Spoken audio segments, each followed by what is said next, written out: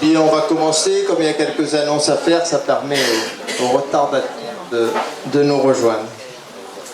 Bonsoir à toutes et à tous. Merci de votre fidélité. Merci de votre présence pour ce dernier Café Philo de la saison 2018-2019. Très heureux de vous voir nombreux à l'extérieur.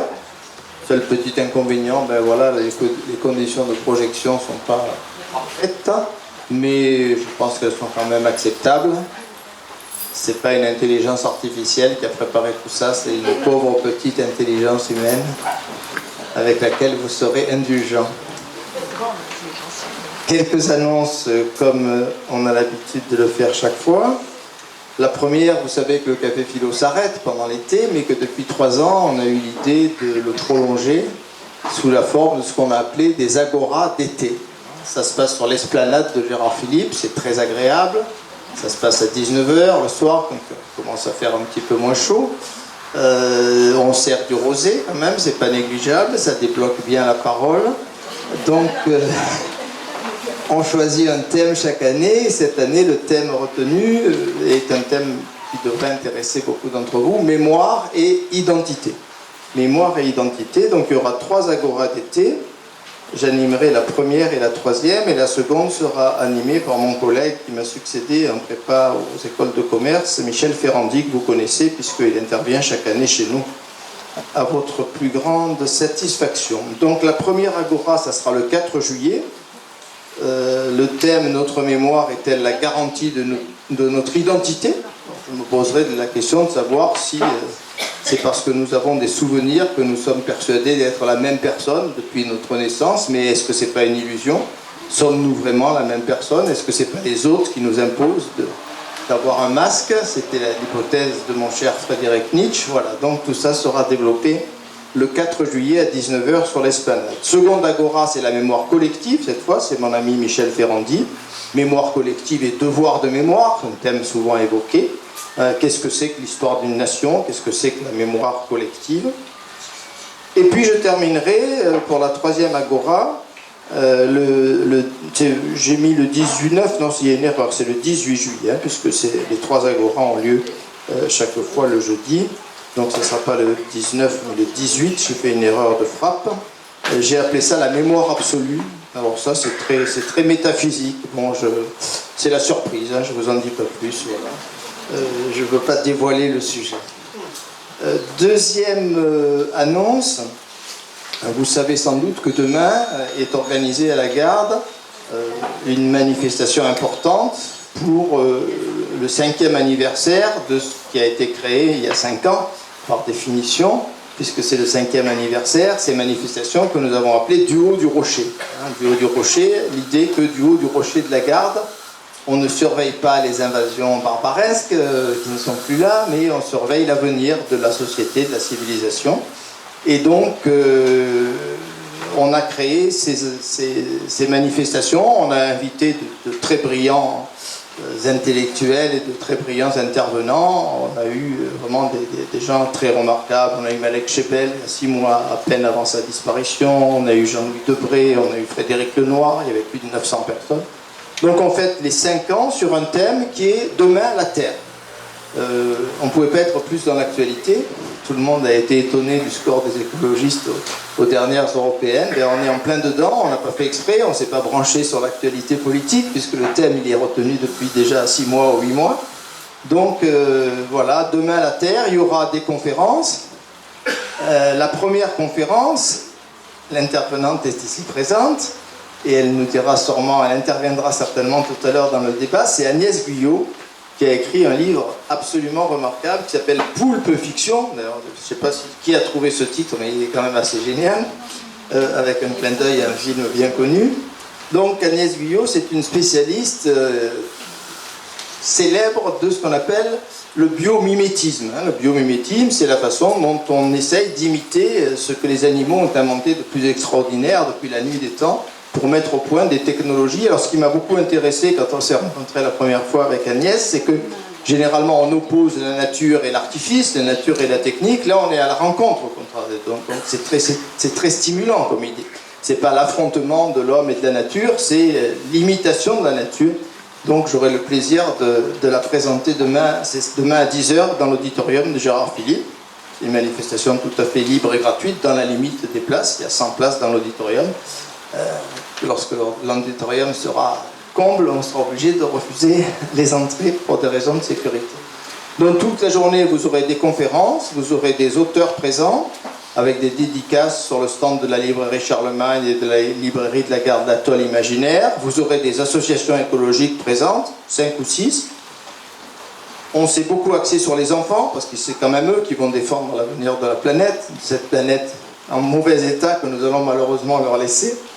Donc il y aura des ateliers pour les enfants, des ateliers d'écriture, des ateliers ludiques, il y aura des expositions, voilà. Donc une très belle journée, demain je vous recommande d'en parler autour de vous, entre 10h et 18h, salle Gérard Philippe à la Garde, demain la Terre, une très très belle journée autour des grandes questions de l'écologie. Voilà, je crois, ce que j'avais à vous dire. Je pense que j'ai fait à peu près le tour. Je vous annonce, comme tous les mois, le menu qui attend les personnes qui veulent rester dîner avec nous. Agnès Guillot sera bien sûr notre invitée tout à l'heure à l'auberge provençale. Salade de tomates, basilic, parmesan, filet de bœuf, ratatouille, dessert, café et vin compris, au prix inchangé de 25 €. Donc tout à l'heure, à la fin de mon exposé et avant le débat, on demandera aux personnes qui veulent dîner avec nous à l'auberge de lever le doigt pour qu'on puisse prévenir les cuisines de l'auberge.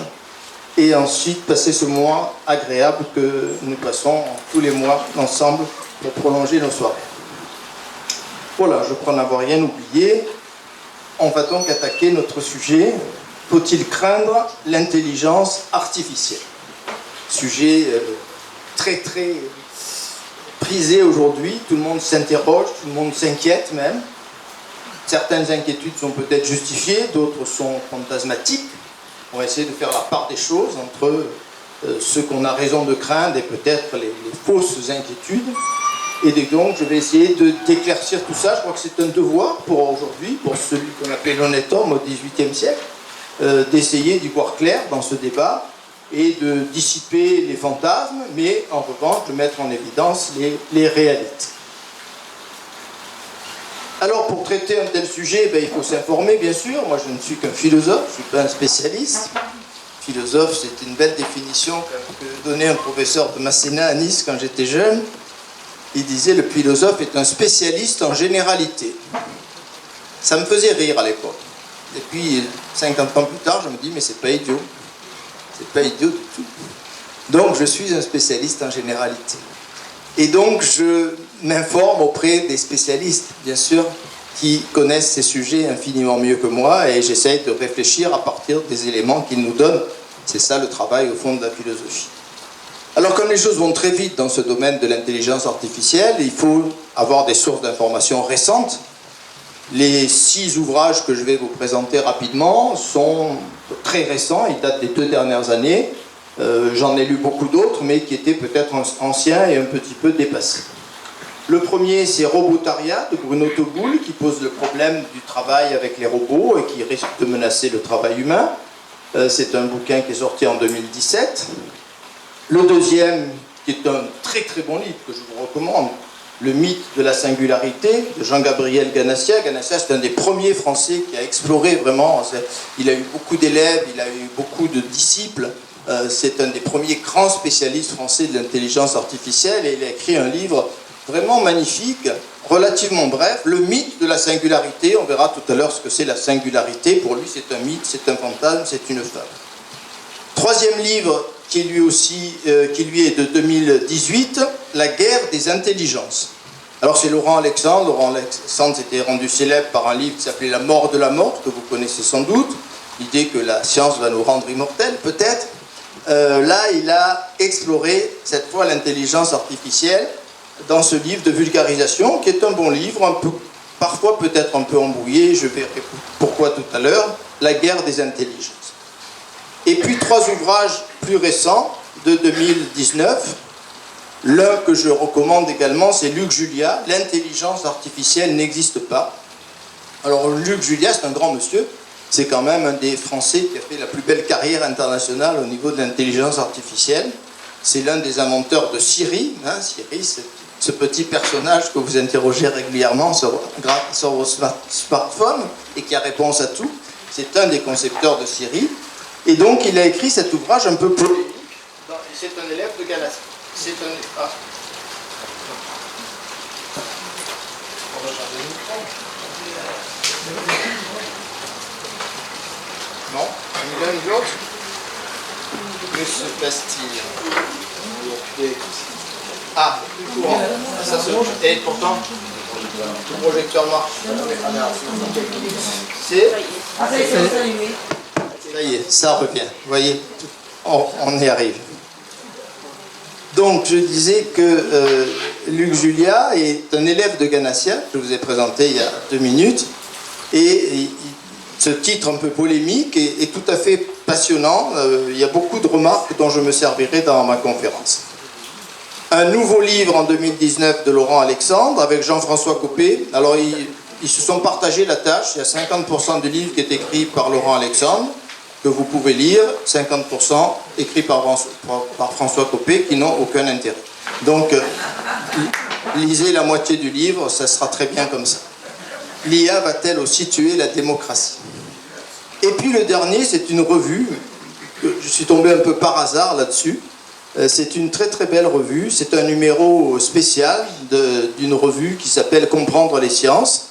Intelligence artificielle, le point sur les avancées et dernières découvertes. C'est vraiment, si vous avez la chance de mettre la main dessus, il est sorti en mars, alors peut-être que certains libraires ont encore ça, ou certains marchands de journaux, parce que c'est quand même, elle a un prix non négligeable, et donc tout le monde ne s'est pas forcément jeté sur cette revue. C'est tout à fait exceptionnel. C'est vraiment le point complet de tout ce que l'on sait et de tout ce que l'on pense aujourd'hui. C'est très très très bien fait. Donc voilà les outils dont je me suis servi pour préparer ma réflexion. Premier problème quand on parle de l'intelligence artificielle, c'est qu'on est devant un mot au singulier, comme s'il y avait une intelligence. D'abord, on ne sait pas trop ce qu'est l'intelligence. Les philosophes se penchent là-dessus depuis très longtemps, il n'y a pas de définition qui fasse l'unanimité. Mais ensuite, les spécialistes, disons, de l'intelligence, il y en a quand même quelques-uns, sont tous convaincus qu'il y a des intelligences. Ainsi, l'américain Howard Earl Gardner, qui est un spécialiste très reconnu, distingue, lui, pour sa part, 7 formes d'intelligence, on n'est pas obligé de le suivre, mais logico-mathématique, spatiale, interpersonnelle, corporelle, verbo-linguistique, intrapersonnelle, naturaliste. Donc, il est certain qu'il y a X formes d'intelligence, et parler de l'intelligence artificielle comme il y avait une seule intelligence et que la machine développer cette forme unique d'intelligence, c'est un leurre et c'est un peu choquant, voire un peu scandaleux. Si maintenant je me penche sur la définition que donne Luc Julia, je dirais que le débat serait presque clos, on pourrait presque s'arrêter là. Si l'intelligence, comme il le prétend, c'est la capacité de casser les règles, c'est la capacité d'innover, c'est la capacité de s'intéresser à ce qui est différent, s'intéresser à ce qu'on ne connaît pas, si elle est dynamique, si elle est capable d'abstraction, si elle est susceptible d'évoluer au cours du temps, il est certain qu'on a là une définition d'intelligence qui nous fait comprendre pourquoi il décrète que l'intelligence artificielle n'existe pas. Parce que nos machines n'ont pas ces capacités qui sont énoncées ici, casser les règles, innover, s'intéresser à ce qui est différent. Ce sont des propriétés qui sont celles de l'intelligence humaine et que nos machines sont très loin d'avoir aujourd'hui. Peut-être les auront-elles un jour, mais on est encore très très loin de ces capacités. Alors je vais développer un exposé qui aura une petite partie historique, parce qu'il faut remonter aux sources, et puis ensuite on distinguera les faits, et puis les prévisions, les prospectives. Commençons donc dans un premier temps par la préhistoire de l'intelligence artificielle et la préhistoire de la singularité, dont je vais vous dire quelques mots. Commençons par l'intelligence artificielle et la robotique. Il y a des dates très précises, vous allez le voir, il y a des dates de naissance qu'il est important de connaître un petit peu. Sur la robotique, eh bien, il y a un géant qui est l'auteur de science-fiction, dont chacun a entendu le nom une fois dans sa vie, et dont beaucoup d'entre vous ont lu les œuvres, c'est le russe Isaac Asimov. Asimov, en 1940, écrit série de livres, une nouvelle qui s'appelle Robbie, puis ensuite dans la foulée d'autres ouvrages, et il énonce ce qu'il a appelé, et ça passionne les informaticiens d'aujourd'hui, les lois de la robotique. Il y a 3 lois, mais la première, au fond, englobe les 2 autres. Un robot ne peut blesser un être humain ou par son inaction permettre qu'un être humain soit blessé. Autrement dit, Asimov est un des premiers à comprendre que les robots pourraient nous poser un problème, pourraient se retourner contre leur concepteur. C'est évidemment pour l'instant de la science-fiction, mais ça préoccupe les chercheurs. Et donc, il énonce un sorte de théorème en disant il va falloir inscrire dans les robots que nous allons construire ce principe intangible, sacré, intransgressible. Le robot ne peut pas blesser un être humain ou se retourner contre un être humain. Les informaticiens d'aujourd'hui prennent très au sérieux cette remarque d'un auteur de science-fiction en disant il faudrait que sur nos robots, sur nos machines, sur nos intelligences artificielles, il y ait une sorte de bouton stop pour que si par malheur la machine se mettait à devenir autonome, indépendante, on va voir que c'est sans doute très fantasmatique, mais on y reviendra tout à l'heure, on puisse l'empêcher de faire ça, ou qu'on puisse inscrire au cœur des programmes une sorte d'interdit qui fasse qu'en aucune façon la machine ne puisse se retourner contre son concepteur qui est l'être humain. Voilà pour l'origine de la robotique. Quant à l'intelligence artificielle, elle a une date de naissance extrêmement précise, c'est 1956, c'est pas avant, c'est pas après. Une conférence s'est réunie au Dartmouth College de Hanover, dans le New Hampshire. Cette conférence réunissait tous les grands spécialistes de l'époque qui s'étaient réunis pour travailler sur le principe des machines de Turing. Turing, c'est un grand nom de l'informatique, vous le savez sans doute. La machine de Turing, c'est lui qui a inventé la machine Enigma pendant la Seconde Guerre mondiale. Donc c'est un grand créateur. Et donc des informaticiens du monde entier s'étaient réunis, américains surtout, anglo-saxons, au collège de Hanover, et avaient travaillé sur ces principes de Turing. Et l'un d'entre eux, qui est John McCarthy, grand mathématicien, grand informaticien, a proposé au cours du débat ce terme intelligence artificielle, artificial intelligence bien sûr en anglais, AI, IA en français, AI en anglais, et cette création, tout le monde s'accorde à dire qu'à l'époque c'était un vœu pieux, c'était une idée un peu en l'air, mais elle a été acceptée par tous les informaticiens présents et depuis elle ne fait plus débat alors que c'était une sorte de projection tout à fait contestable et tout à fait douteuse au départ. Venons-en à la singularité. Alors singularité, beaucoup d'entre vous le savent certainement, la singularité, c'est ce moment hypothétique où dans 20 ans, 30 ans, 40 ans, 50 ans, ou beaucoup plus, certains la situent vers 2035, pas très loin de nous, les machines vont nous échapper à notre contrôle. Singularité est un concept qui vient de la théorie des catastrophes, mathématiques, mais on va voir qu'il y a aussi un auteur de science-fiction qui a beaucoup travaillé sur le sujet. Donc la singularité, ce serait ce moment bien précis où tout d'un coup, les machines qui jusqu'alors étaient nos esclaves, nous obéissaient, deviendraient autonomes, nous échapperaient, se retourneraient peut-être même contre leur concepteur, et donc c'est ce moment où l'homme perdrait la partie, où la lutte entre le biologique et le technologique tournerait complètement en profit du technologique. Alors celui qui a le premier, je dirais, évoqué la singularité, c'est un cinéaste de génie, pour moi c'est le plus grand, je ne vous demande pas de suivre mes goûts, c'est le grand Kubrick dans 2001, Odyssée de l'espace, que tout le monde a vu. Personnellement, je l'ai vu 25 fois, mais vous n'êtes pas obligé de m'imiter. C'est un chef-d'œuvre absolu. Dans 2001, vous savez...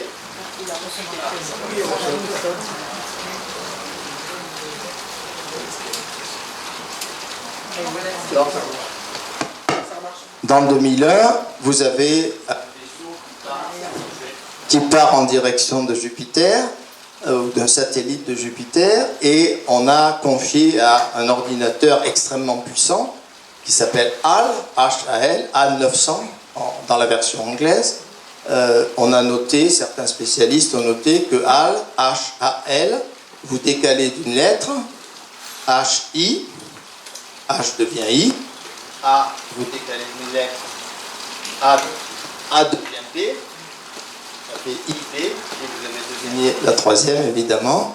Vous décalez d'une lettre le L de HAL, ça devient M. Donc HAL, c'est IBM. Voilà.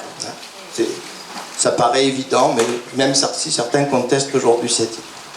Donc vous avez cet ordinateur à qui on a confié l'ensemble de la mission, qui est chargé de tout, à bord. Il y a des cosmonautes qui ont été endormis dans des caissons, et puis il y en a 2 qui sont bien vivants. Et puis à un moment donné,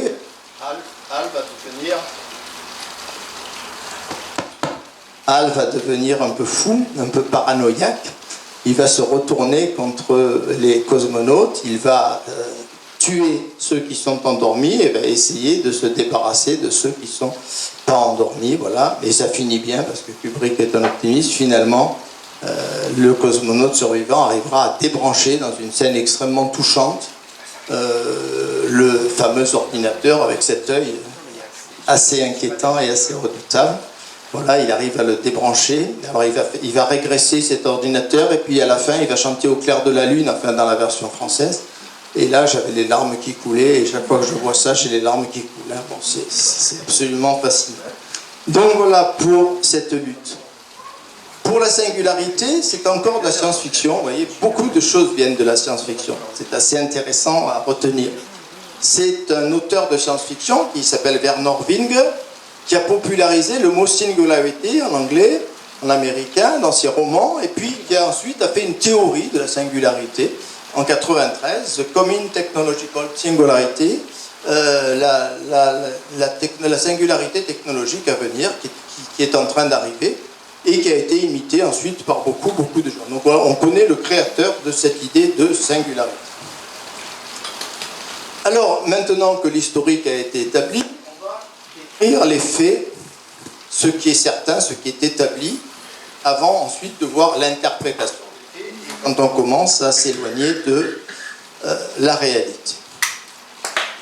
Alors le premier fait, il est indiscutable, il est d'une certaine manière la clé de la progression de nos machines, c'est la puissance exponentielle de nos machines. On va voir tout au long de ce que je vais vous dire à présent qu'on est dans le quantitatif. Il ne faut jamais... qui ont extraordinairement progressé sur le plan de la quantité des données, de la vitesse à laquelle elles traitent ces données. On est vraiment dans le quantitatif. Alors, quelques éléments. 1938, on a un ordinateur qui est le plus puissant à l'époque, c'est le ZI de l'allemand Konrad Zuse. Il réalisait une opération par seconde. Aujourd'hui, on en est à 143 millions de milliards d'opérations. Pardon ? Il est branché. Oui, mais la difficulté est en panne. Ah, ben j'espère. On espère qu'il tiendra, on croise les doigts. En 71, le premier microprocesseur contenait 2000 transistors environ. Aujourd'hui, 10 milliards de transistors sur un seul microprocesseur. Donc une explosion de puissance au cours de ces 40-50 dernières années. Un exemple très récent. Sur les 2 dernières années, 2017, l'ordinateur le plus puissant au monde, c'était le Sunway Taolight chinois. Il était capable de réaliser 93 millions de milliards d'opérations par seconde. Il défie l'imagination, bien entendu. En un an à peine, il a été dépassé par le Summit américain. Vous voyez sur l'image de droite que c'est une création d'IBM. Vous savez qu'IBM a cessé de fabriquer des PC individuels. Et que IBM produit uniquement des gros systèmes, des grosses machines. Donc le summit américain, c'est 143 millions de milliards d'opérations par seconde. Autrement dit, vous voyez, en un an à peine, on a presque doublé. On n'a pas doublé, mais de 93 millions de milliards à 143 millions de milliards, c'est absolument facile. Si on compare tout ça, évidemment, sur un plan quantitatif, et seulement quantitatif à notre cerveau, Laurent Alexandre nous dit très justement, notre cerveau a un débit limité, ce sont quelques octets par seconde, alors que notre ordinateur échange 1000 milliards d'informations par seconde. Et en plus, bien sûr, comme le remarque Laurent Alexandre, les machines ne dorment pas, ne mangent pas, ne font pas la grève, n'ont pas pris la carte de la CGT, etc., etc. Donc on a évidemment des machines qui sont extraordinairement puissantes sur ce plan de la quantité par rapport à nos cerveaux. Alors qu'est-ce que permet cette quantité, ce progrès exponentiel de la puissance de calcul? Beaucoup de choses, on va explorer quelques domaines particuliers. Dans le domaine économique. Dans le domaine économique, vous savez peut-être que la bourse est entièrement gérée, ou quasiment entièrement gérée, par des machines, par des ordinateurs. 40% des transactions. Je prends l'autre. C'était sur ça, il tourne pas le dos à la... On va demander à un robot de venir. Il ne faut pas que tu tournes le dos à l'enceinte, c'est pour ça que ça tue. Ouais. Il n'y a rien à ce moment. Tu vois, Peut-être changer la pile. Alors je vais hausser le ton simplement. Donc, je ne tourne pas le dos à l'enceinte, je suis face à l'enceinte. 40% de transactions en Europe, 60% aux États-Unis c'est ce qu'on appelle le trading haute fréquence, sont entièrement gérés par des ordinateurs. C'est facile à comprendre. Il y a des millions d'informations à traiter qu'il faut traiter au millième de seconde. Il faut traiter tout ça à la vitesse grand V. Et non seulement, il faut savoir que non seulement ces machines, je dirais, calculent, mais il faut savoir aussi que ces machines décident. C'est-à-dire que le temps des Golden Boys est derrière nous, ou presque. On n'a pas le temps, un humain n'a pas le temps de décider en fonction des éléments que lui donne la machine. C'est la machine elle-même qui va donner des ordres de vente ou d'achat des bourses mondiales. Et donc ça peut provoquer, ça a failli provoquer il y a quelques années une crise gigantesque parce qu'il y a une machine qui s'est un peu emballée, comme dans 2001 de Kubrick. Et donc on est aussi un petit peu sur le fil du rasoir par rapport à tout ça. Donc un premier domaine. Deuxième domaine qu'on attendait moins.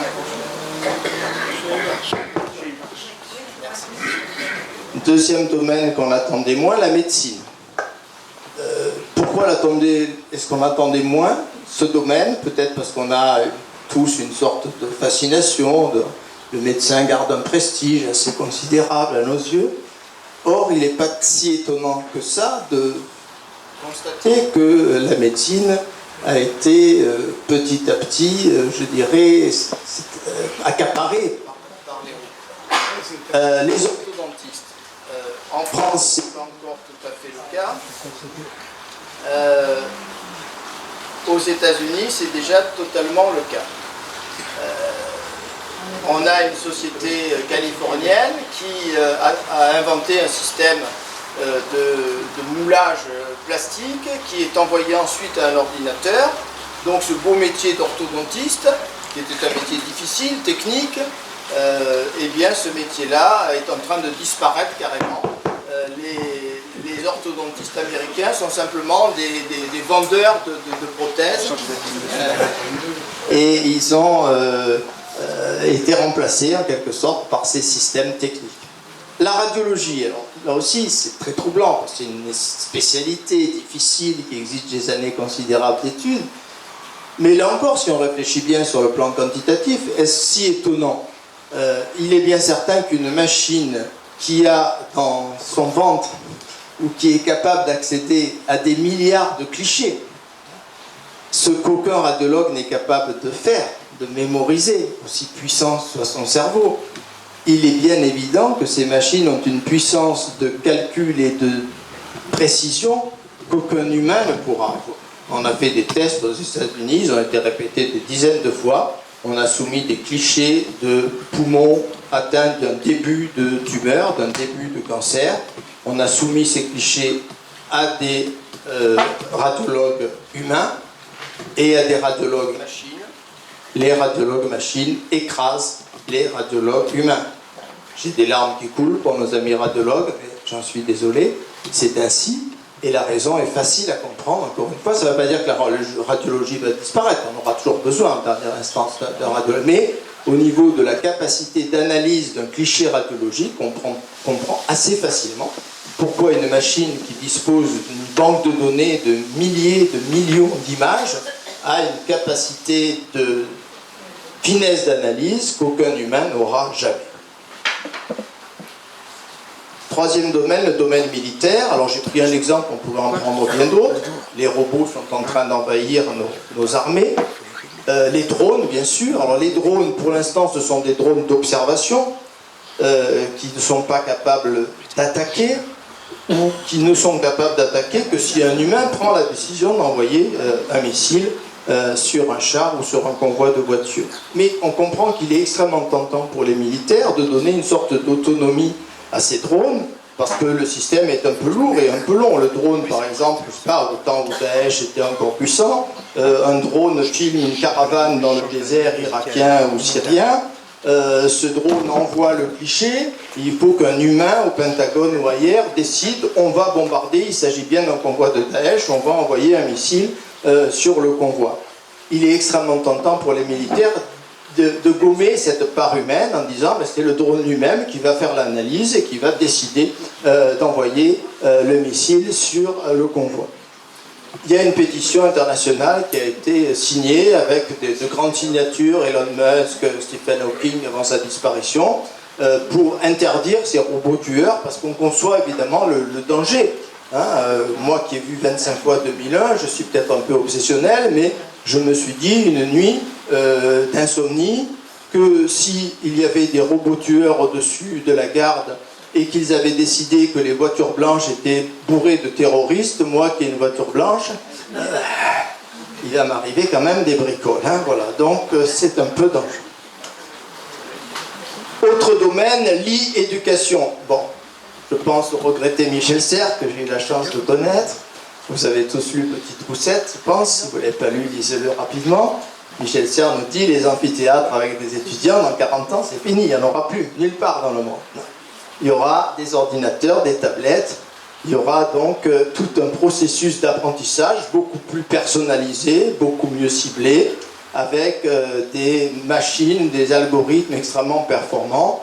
Donc on va affiner les apprentissages, on va affiner les formations, donc il peut y avoir un formateur à distance ou pas de formateur à distance.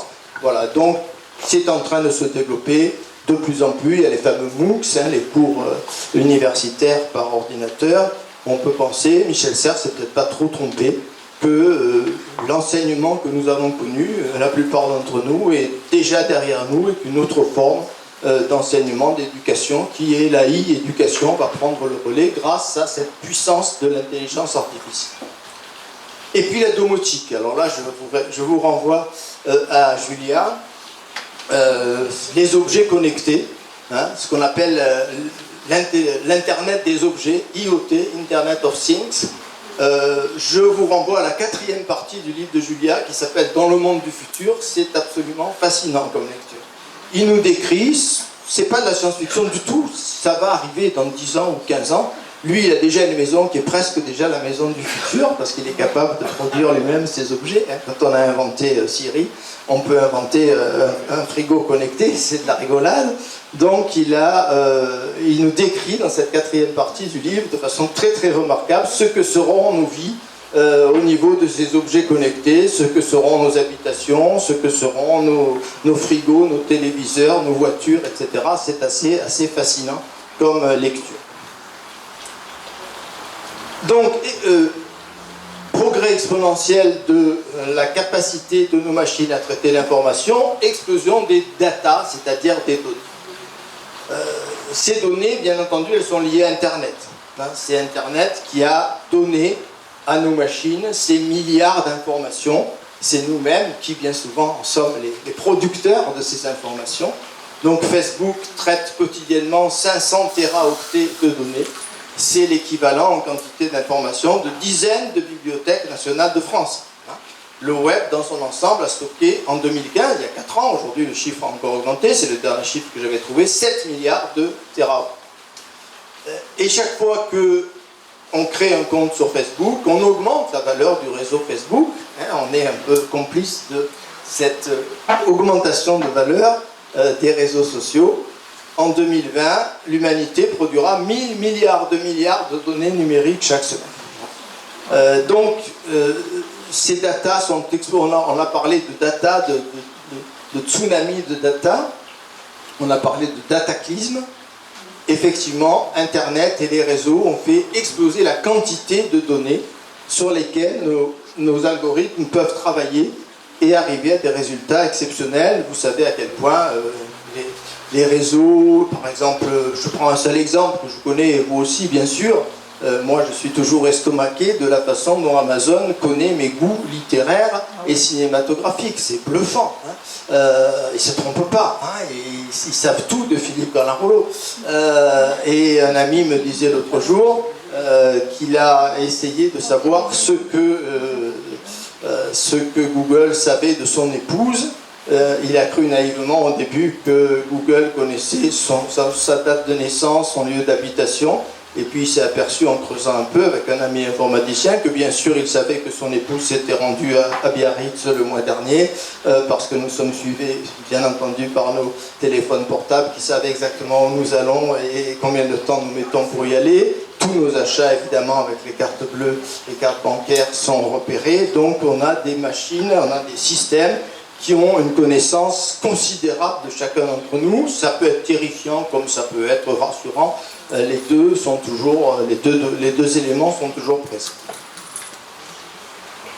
Donc, amélioration de la quantité de données, amélioration de la vitesse de calcul de nos machines, amélioration des algorithmes aussi, bien entendu.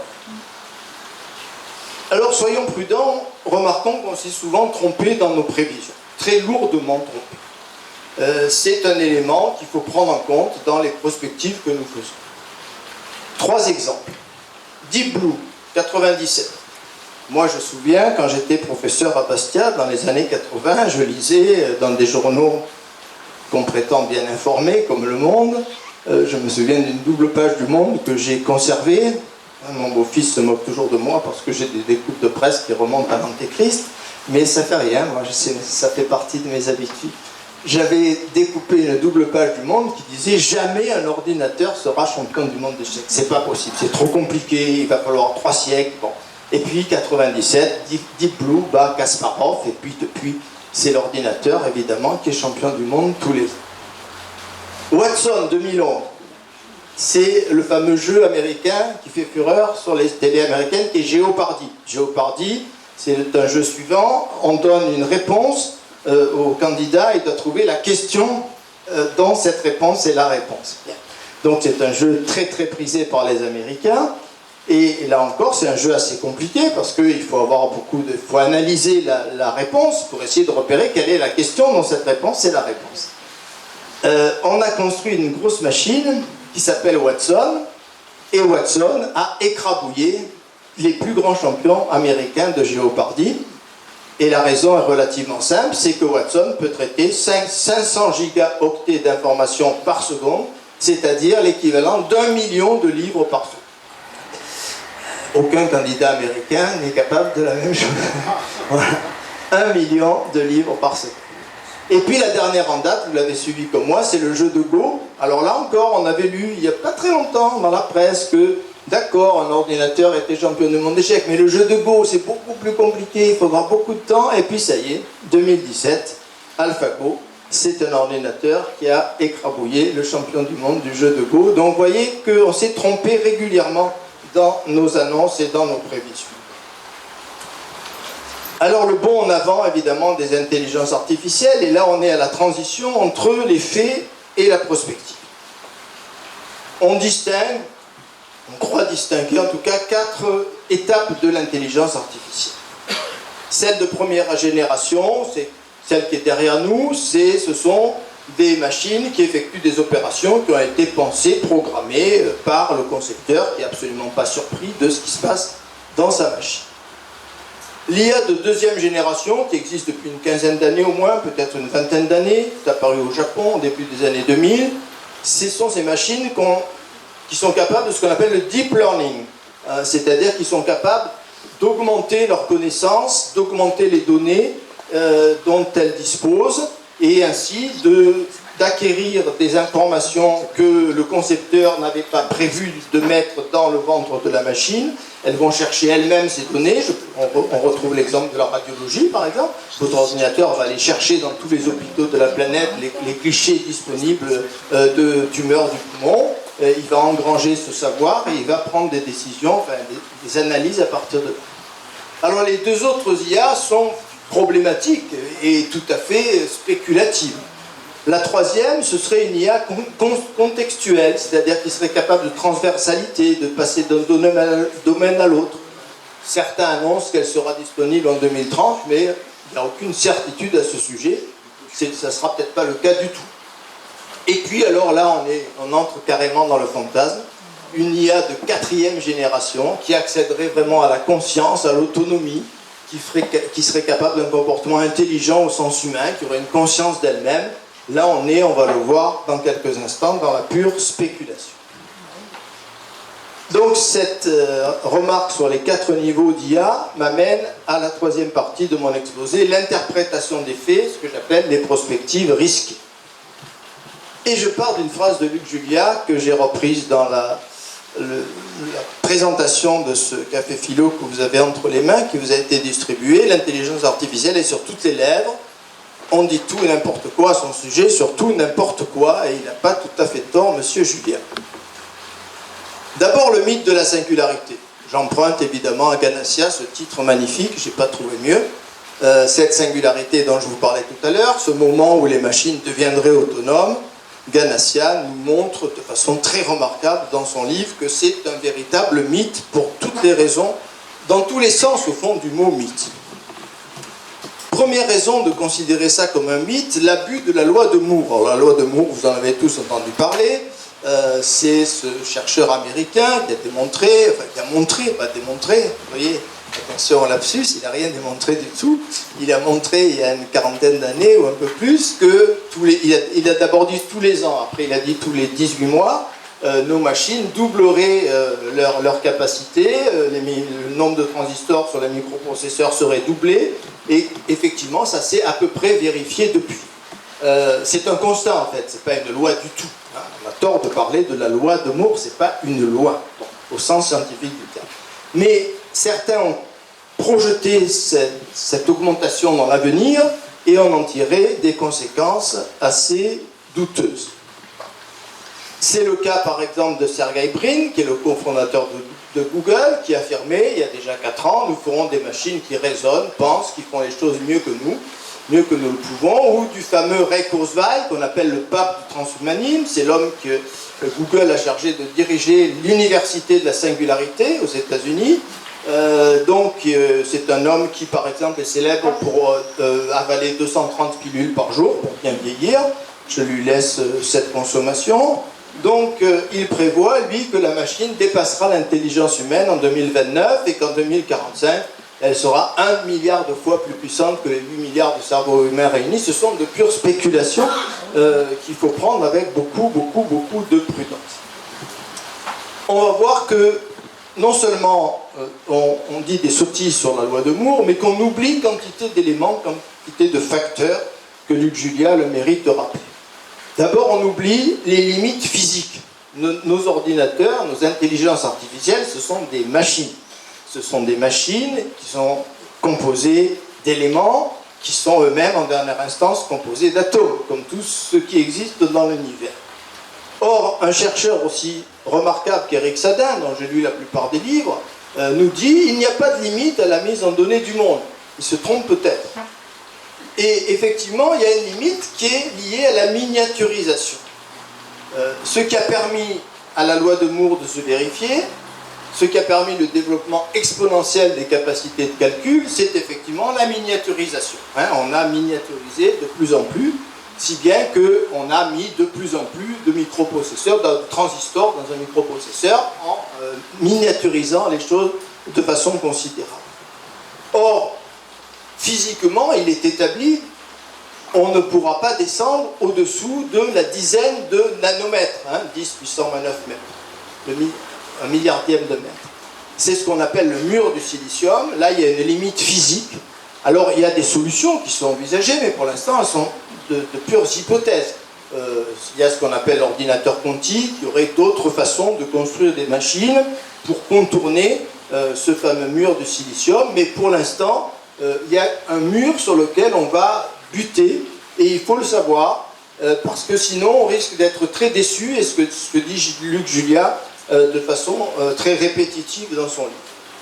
Alors les auteurs de science-fiction, ils ont le droit de le faire, bien évidemment. Eux ont franchi allègrement toutes ces limites, ont ignoré complètement le mur de silicium, ont imaginé des machines quasiment humaines. Donc c'est Steven Spielberg dans AI, Artificial Intelligence, ce petit personnage tout à fait charmant, que les parents vont adopter puis ensuite rejeter. C'est le cas de Ex Machina, je ne sais pas si vous avez vu Ex Machina, c'est un très très bon film dans lequel un concepteur de machine a fabriqué ce robot, cette robote plus exactement, très séduisante, et il va inviter un de ses étudiants et il est perdu au fond de la forêt dans une sorte de blocos parce qu'il va demander à cet étudiant de vérifier avec ce qu'on appelle le test de Turing si cette machine est bien une machine ou si elle est déjà consciente. Et puis la machine, elle va berner tout le monde, elle va amener l'étudiant à tuer le professeur et elle va enfermer le professeur dans le blocos et elle s'en va à la fin, voilà. Ça finit très très mal. Oubli des fragilités industrielles. Alors évidemment, on est fasciné devant ces énormes entreprises, c'est quelque chose de presque unique dans l'histoire de l'humanité récente, ces monstres qui sont nés il y a très très peu de temps. Le plus ancien c'est Google, qui a 18 ans, mais Facebook c'est 2004, Twitter c'est 2006 ou 2008, donc ces grands empires sont très récents. Et on oublie que d'autres empires ont existé il n'y a pas si longtemps qui se sont écroulés totalement. Rappelez-vous de Netscape Navigator que vous avez peut-être utilisé, rayé de la carte, complètement disparu, Alta Vista, rayé de la carte, complètement disparu, Excite et bien d'autres. Donc rien ne nous garantit que dans 10 ans ou 15 ans, on aura encore Facebook, Google, etc. Soyons très très prudents. Des empires se sont effondrés ces dernières années. Et précisément la confiance extrême et excessive qu'on peut avoir dans ce développement continu sans interruption de l'intelligence artificielle est dangereuse pour Julia parce qu'il constate qu'on a déjà connu ce qu'il appelle très joliment des hivers de l'intelligence artificielle, c'est-à-dire des ralentissements, des pannes. Il n'y a pas ce progrès continu qu'on imagine. Il y a eu des moments où ça s'est arrêté, où ça s'est ralenti considérablement, et nous pourrions connaître, dit-il, d'autres épisodes semblables à l'avenir. Quatrième oubli, peut-être le plus tragique, l'oubli des limites énergétiques. Alors je vous renvoie à Julia. On oublie effectivement, et cet oubli il s'enracine dans le vocabulaire. On a un mot qu'il faut dénoncer vigoureusement, qui est le mot cloud. Le cloud, il est sur le plancher des vaches, il n'est pas là-haut le cloud. Le cloud, ce sont des fermes informatiques avec des milliers d'ordinateurs qui consomment des milliers, des centaines de milliers de kilowatts. Ce n'est pas un nuage du tout. On nous ment en parlant de nuage. Bon. Donc, les data centers américains, qui sont ces grands centres, effectivement, qui enregistrent toutes les données de la planète, ils ont consommé en 2013, vous voyez, c'est un chiffre déjà ancien, 91 milliards de kilowatts. On prévoit qu'en 2020, donc c'est l'an prochain, ils consommeront 104 milliards de kilowatts. Et si Internet était un pays de la planète, il serait le 3e plus gros consommateur d'électricité de la planète, derrière la Chine et les États-Unis, avec 1500 terawatts par an. Voilà, donc ça c'est aussi une limite considérable. On est devant quelque chose qui semble abstrait, parce qu'on parle d'intelligence, parce qu'on parle de cloud, alors qu'on est devant des réalités très concrètes, très matérielles, avec le mur de silicium d'un côté et avec la consommation énergétique de l'autre. Alors, je vous ai dit, et je m'appuie cette fois sur Ganassia, c'est très religieux tout ça, la singularité. C'est très religieux. D'abord, c'est fondé sur une conviction qui est tout à fait contestable, sur l'identité du physique et du biologique. C'est-à-dire que ces chercheurs, ces spécialistes entre guillemets, sont persuadés qu'il n'y a aucune différence entre le physique et le biologique. Ils ont le droit, c'est une thèse philosophique, mais on peut évidemment contester complètement cette idée. Et c'est ce que dit effectivement Ray Kurzweil, c'est ce que disent les transhumanistes. Ils parlent d'une fusion de l'homme et de la machine. Et donc on va vers un monde, dit Kurzweil, où la distinction entre le biologique et le mécanique n'aura plus cours. Il va plus loin en disant, en 2035, le biologique aura perdu la partie. Donc c'est un peu contradictoire, parce que tantôt il nous dit cette différence aura plus court, tantôt il nous dit le biologique aura perdu la partie.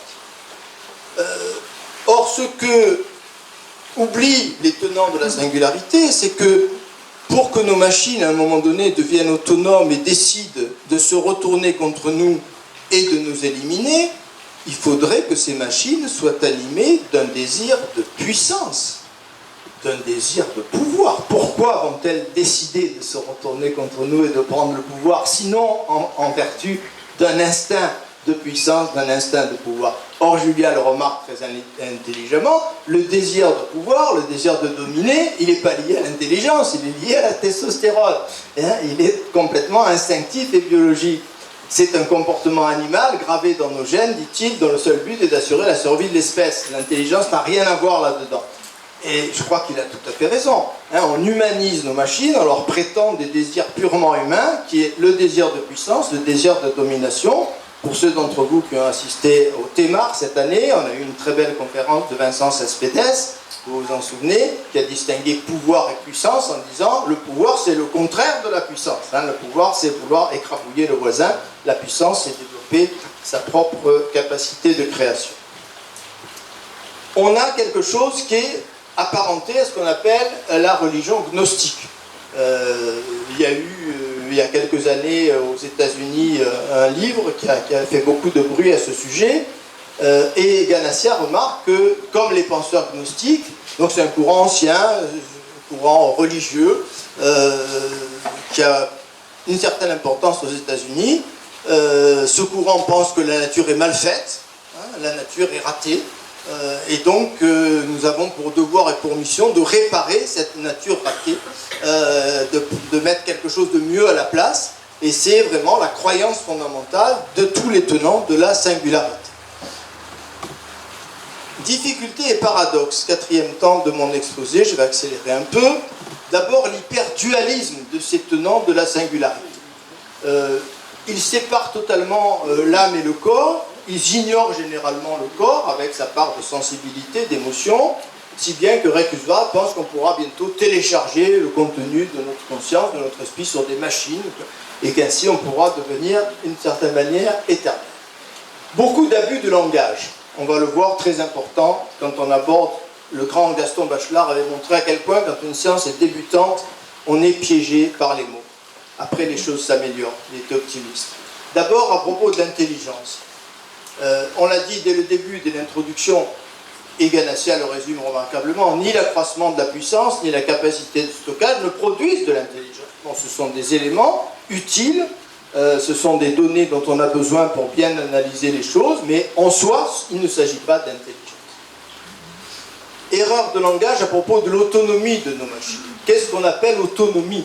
Et là, Ganassia le montre très remarquablement, il y a deux sens très différents du mot autonomie. Soit j'appelle autonomie le deep learning dont nous avons parlé tout à l'heure, c'est-à-dire des machines qui sont capables effectivement d'aller chercher de l'information, qui sont capables de modifier légèrement les programmes que le concepteur a mis en elles. Bon, mais l'autonomie au sens fort du terme, c'est pas du tout ça, c'est le libre arbitre.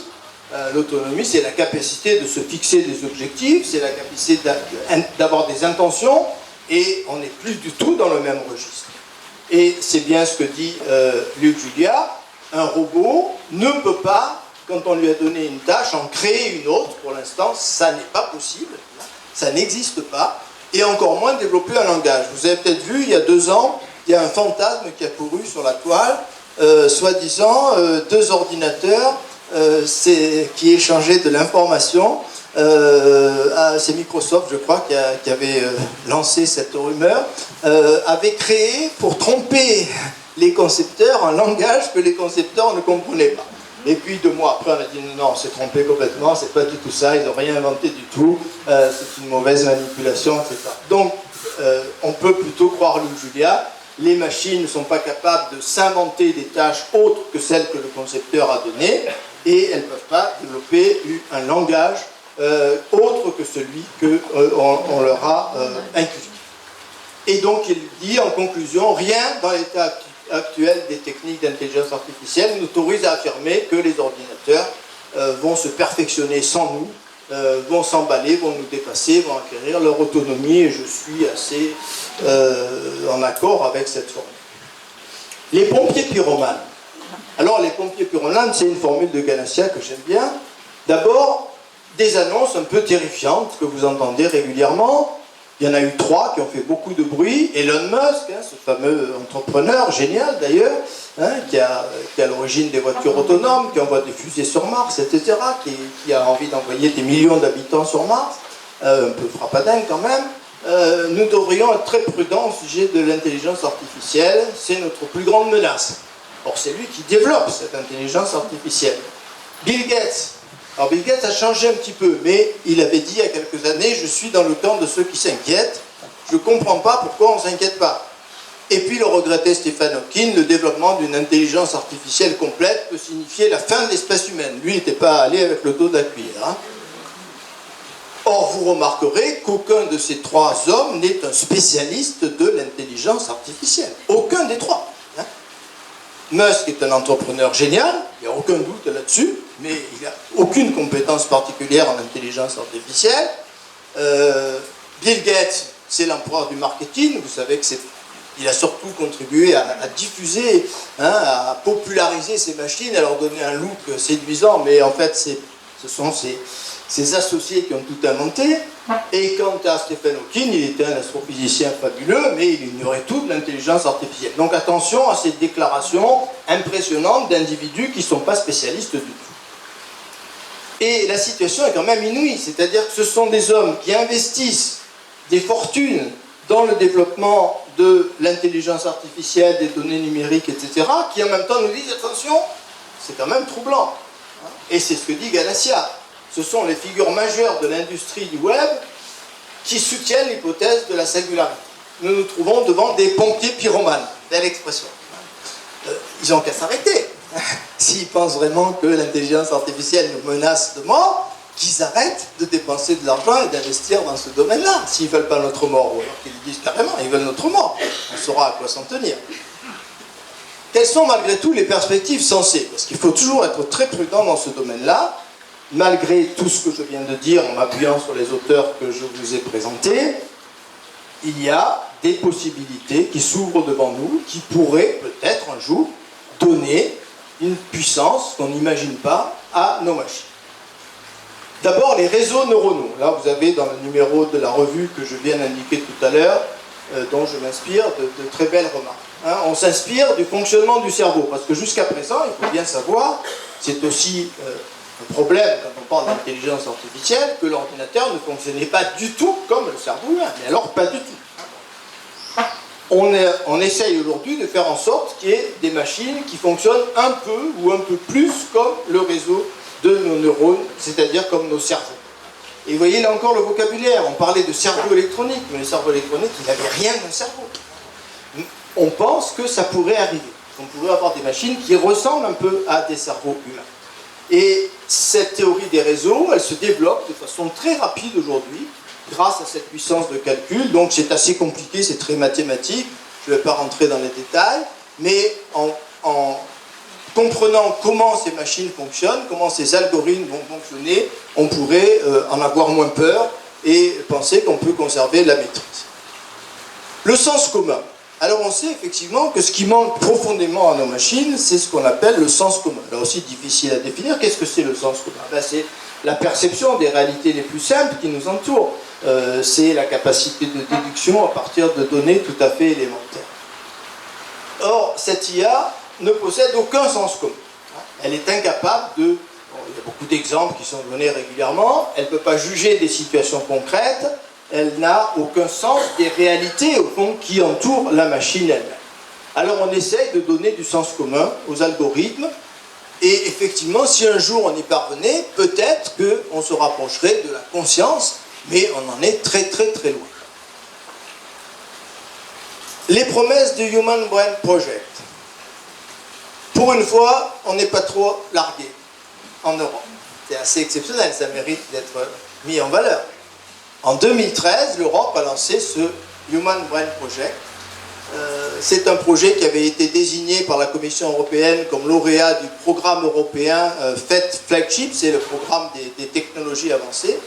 L'objectif de ce programme, qui réunit des milliers de chercheurs dans toute l'Europe et sur lequel il y a de gros budget de 1,2 milliard d'euros sur 10 ans, c'est de modéliser le cerveau humain. Alors, on est loin d'avoir atteint le résultat, mais les chercheurs avancent et on a là quelque chose qui est intéressant et qui pourrait bouleverser un peu les données. Alors, je termine par ce que j'appellerais les voies du salut. Malgré tout ce qu'on a dit, il y a quand même effectivement des inquiétudes, il y a quand même des points d'interrogation et il est important de garder des principes simples que je vais essayer à présent d'énoncer. D'abord, refuser les compromis idéologiques. Premier compromis, les hommes inutiles. Les hommes inutiles, c'est un livre qui a eu beaucoup de succès de Pierre-Noël Giraud, L'homme inutile, dont j'extrais cette phrase. Les damnés de la Terre, c'était au 19e siècle, les colonisés, les surexploités. Au 21e siècle, ce seront les hommes inutiles. Bon, c'est l'idée que le développement de nos techniques, de nos économies, font qu'on n'a plus besoin de ces travailleurs qui n'avaient pas recours forcément, n'avaient pas besoin d'une grande intelligence pour effectuer leurs tâches. Ces tâches sont effectuées par des robots et donc il y a toute une part de l'humanité qui deviendrait inutile. Bon, il faut évidemment s'insurger. Donc qu'est-ce que ça veut dire qu'un homme est inutile? Qu'est-ce que c'est cette décision, je dirais, d'inspiration totalitaire? Ensuite, refuser la robotisation de l'homme. Il y a 3 écoles qui souhaitent au fond carrément la disparition plus ou moins de l'humanité. Je distingue 3 écoles. Ceux qui veulent carrément qu'on disparaisse, ils existent. Ceux qui veulent une hybridation de l'homme et de la machine, et ceux qui veulent une métamorphose de l'humain par un eugénisme biotechnologique. Représentant de la première école, Andy Kessler, vous voyez cette phrase absolument adorable, le meilleur moyen de créer de la productivité consiste à se débarrasser des humains. Il fallait y penser, je pense que vous n'avez pas eu cette idée, vous, hein, mais lui, il l'a trouvé. Deuxième école, l'inénarrable Elon Musk. Il pense qu'il faut fusionner notre intelligence avec la machine. Il appelle ça le lacet neuronal. Il a créé une société qui produit ça. Il veut qu'on nous implante des puces dans le cerveau pour qu'on augmente la puissance de notre intelligence. Et puis, Laurent Alexandre, qui est un peu troublant, hein, il faut hybrider, dit-il, notre cerveau, sinon on va perdre la course. Donc il fait semblant de prendre très au sérieux l'hypothèse de la singularité, à laquelle il ne croit pas, à mon avis, pour en tirer ses conclusions. On ne pourra pas ne pas hybrider nos cerveaux avec les machines, et donc dans la foulée, il énonce aussi des affirmations qui sont évidemment contestables. En 2100, il sera jugé aussi étrange de laisser de petits enfants naître avec un QI inférieur à 160 qu'aujourd'hui de mettre sciemment au monde un bébé porteur de trisomie ou gravement déficient mental. Je lui laisse entière responsabilité. Donc nous n'avons aucune planche de salut, sinon celle de coévoluer avec les machines. Il est important de parier sur l'homme et sur la vie, parce que l'homme et la vie n'ont pas dit de loin leurs derniers mots, et peut-être que tout à l'heure Agnès Guillot complétera ce que je vous dis là. Parier d'abord sur l'éducation. Et là, Laurent Alexandre est intéressant dans la guerre des intelligences. Il fait un constat qui me semble évident. Comment se fait-il qu'on dépense autant d'argent pour augmenter la puissance de nos cerveaux électroniques et si peu pour augmenter la puissance de nos cerveaux humains? Il y a quand même un problème. On dépense infiniment plus pour éduquer les cerveaux de silicium que pour éduquer les cerveaux humains. Il constate, chiffre assez terrifiant, que le QI moyen, alors on croit au QI, on n'y croit pas, mais en fait c'est un instrument de mesure qui n'est pas inintéressant totalement, eh bien ce QI moyen, d'après toutes les études faites, il a baissé en France. Alors les hypothèses, je vous les laisse formuler, je ne peux pas me mettre en danger. Il a baissé entre 90 et 2009 de 4 points en moyenne, ce qui est considérable. Et il nous dit enfin que dans le monde qui est le nôtre aujourd'hui, quelques gamins au QI de 164, je ne sais pas pourquoi il dit 164, hein, plutôt que 166 ou 160, ça ne sait rien, créent plus de richesse pour une nation qu'1 million de travailleurs au QI de 80. Parier sur le cerveau biologique. Pourquoi parier sur le cerveau biologique? D'une part, parce que c'est un outil sans équivalent aujourd'hui encore et sans doute pour assez longtemps. On a un exemple qui est privilégié ici. Je vous parlais du quantitatif tout à l'heure. un robot à qui on apprend de reconnaître un chat, il a besoin de 100 000 images de chat, 100 000, pour reconnaître, avec 95% de chance, un chat qu'il observerait par le biais d'une caméra. Un enfant a besoin de 2 images. Donc, vous voyez, quand on dit que l'intelligence humaine ne fait pas le poids, là, c'est l'intelligence artificielle. 100 000 images pour reconnaître un chat, 2 images pour un enfant. Et puis, considération écologique très importante, on retombe sur ce qu'on disait tout à l'heure sur la consommation. DeepMind, ce fameux ordinateur donc, qui a battu le champion de Go, consomme 440 000 watts par heure pour jouer au Go. Notre cerveau fonctionne avec 20 watts par heure pour faire beaucoup d'autres choses que de jouer au jeu de Go. Donc un instrument prodigieusement écologique, notre cerveau. Parier sur l'intelligence humaine. Jusqu'à preuve du contraire, notre cerveau, c'est l'objet le plus complexe de l'univers connu. Il renferme 86 milliards de neurones interconnectés avec une explosion quand évidemment on ajoute ces connexions. Et Julia propose de parler, et je trouve très intelligente cette formule, d'intelligence augmentée, comme on parle d'humanité augmentée chez les transhumanistes. Mais ce n'est pas du tout du transhumanisme.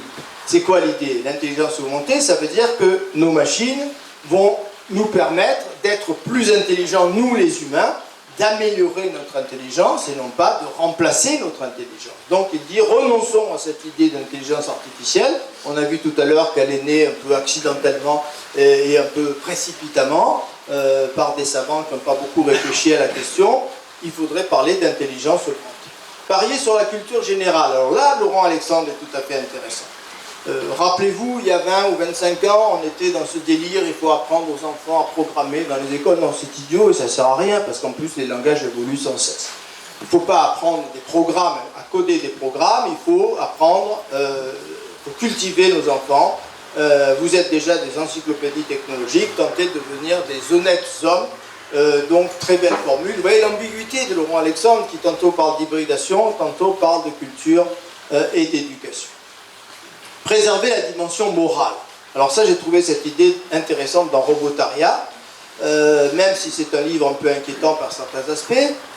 Bonotobul, c'est un industriel et un chercheur en même temps.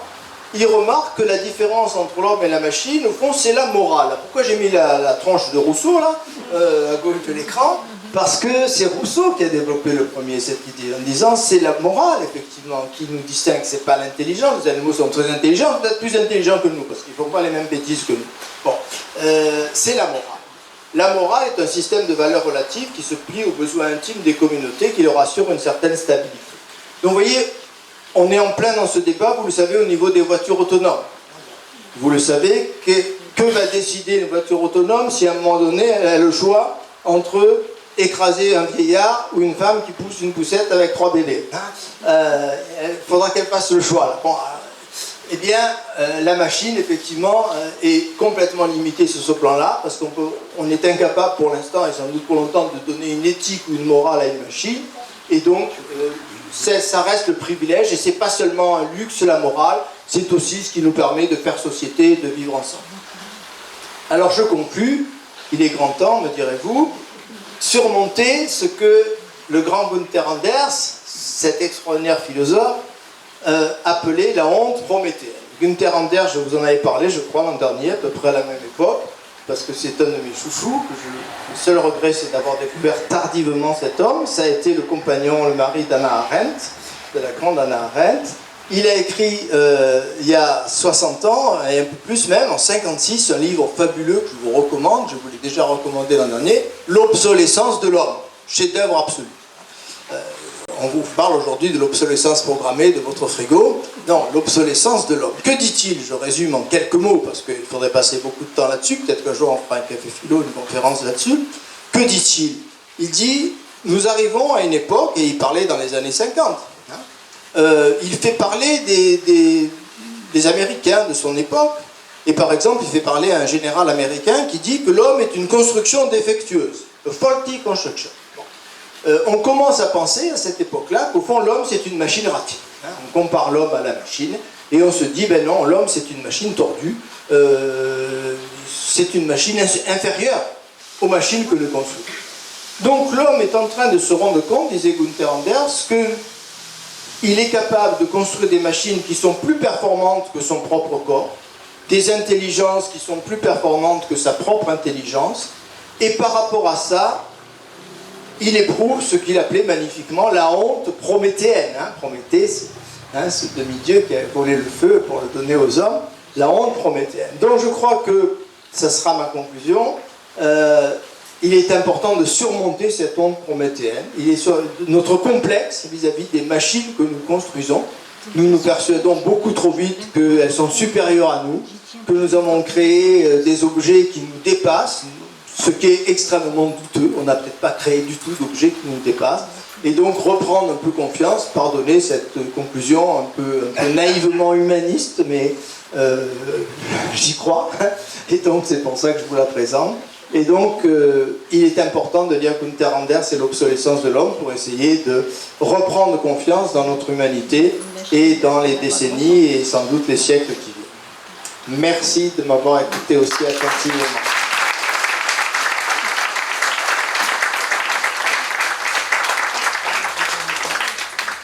Alors, avant de débattre et de discuter, on va demander, comme chaque mois, aux personnes qui veulent dîner avec nous tout à l'heure, de lever le doigt pour qu'on puisse vous dénombrer et prévenir les cuisines de l'auberge. Voilà, levez le doigt. Donc il y a Agnès Guiton qui sera bien sûr avec nous.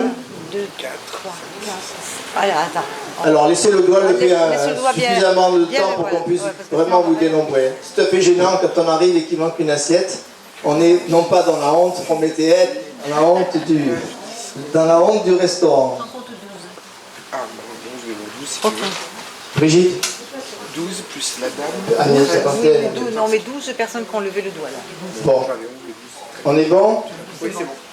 Bien, alors la parole est à vous. Moi je vais d'abord donner le micro à Agnès Guyot parce que je suis impatient.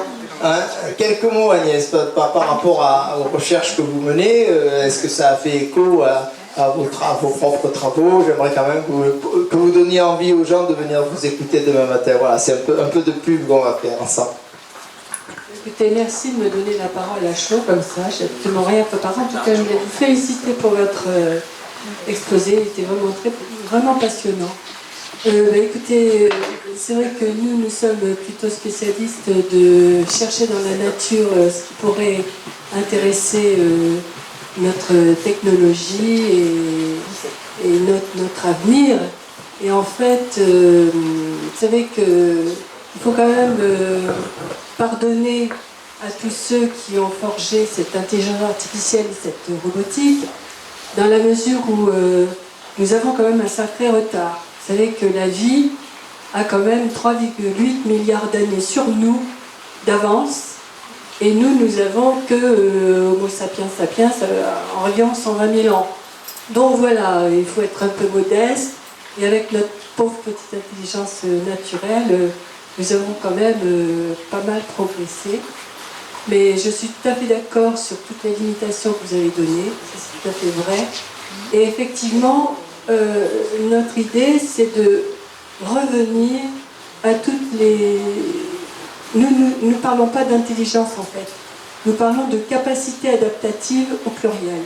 C'est-à-dire la façon de s'adapter et la vraie intelligence qui se retrouve chez les animaux, chez les plantes surtout, et on ne fait que les découvrir actuellement, c'est le fait de s'adapter à toutes les situations. Vous avez des extinctions d'espèces et vous avez de nouveau la vie qui est repartie. Vous avez des météorites qui sont tombées, qui ont vraiment éliminé des tas de choses, et c'est reparti. Et peut-être, effectivement, disons-nous que si l'humanité est détruite, eh bien ça va repartir quand même. Et bon. Donc voilà, l'idée c'est que au lieu de chercher dans nos cerveaux d'ingénieurs, et avec tous les travers que nous avons avec notre cerveau d'ingénieur, parce qu'on ne fait rien comme la nature, essayons de regarder de nouveau ce que la nature peut nous apprendre, et ça va peut-être améliorer non seulement l'environnement, mais aussi nous-mêmes. Merci. Bravo. Bravo, merci. Merci, je suis très réconforté par le soutien que vous m'apportez et vous touchez un point pour moi est absolument capital, qui est le facteur temps. J'aurais dû l'ajouter dans mes oublis, hein, cet oubli du facteur temps. Et pourtant, je me demande pourquoi je ne l'ai pas énoncé, peut-être parce que j'en ai trop parlé à mes étudiants pendant 40 ans. Ça me paraît évident et pourtant c'est loin de l'être. Vous savez, beaucoup d'entre vous savent à quel point je suis un lecteur et un passionné de Nietzsche. Et je ferai cadeau d'un de mes livres à Agnès là-dessus, qui l'intéressera certainement. Nietzsche est un obsédé du temps long.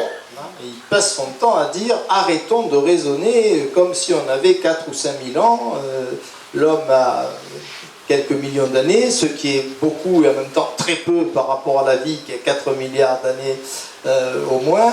Donc effectivement, ce temps qu'a mis la vie, et vous le montrez magnifiquement dans vos ouvrages, ce temps qu'a mis la vie pour inventer, s'adapter, se réadapter, se réinventer.